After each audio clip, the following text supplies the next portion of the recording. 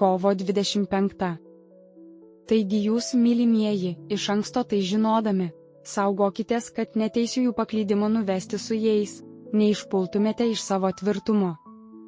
Verčiau aukite malone ir mūsų viešpaties, bei gelbėtojo Jėzaus Kristaus pažinimu. 2 Petro laiškas 3 skyrius 17-18 eilutės. Augame pažinimu tada, kai atkreipiame dėmesį į Dievo pažadus, o tikėjimu priimame juos savo ir stengiamės pastebėti šių pažadų išsipildymą mūsų gyvenime.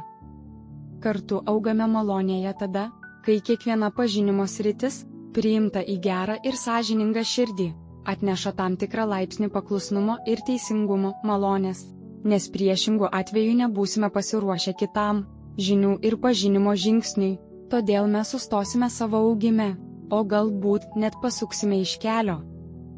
Taip, kaip žinių praradimas reikštų tam tikros dalies malonės praradimą, taip ir malonės praradimas reikštų proporcingą žinių praradimą, patekimą į tamsą, kai viešpatie žodžio pažadai kaskart darosi vis labiau neaiškus ir nesuprantami, o tai bus proporcingai tiek, kiek prarandame dorybių ar malonių, patekdami į pasaulietiškumą ir nuodėmę. Šis įspėjimas leidžia apsiginkluoti iš anksto.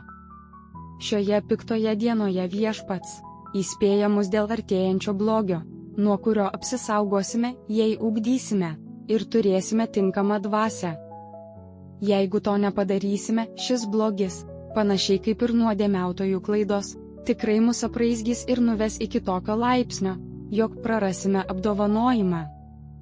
Mūsų vienintelė apsauga nuo to blogio – tai kasdienis augimas mūsų viešpaties Jėzaus malonėje ir žiniose.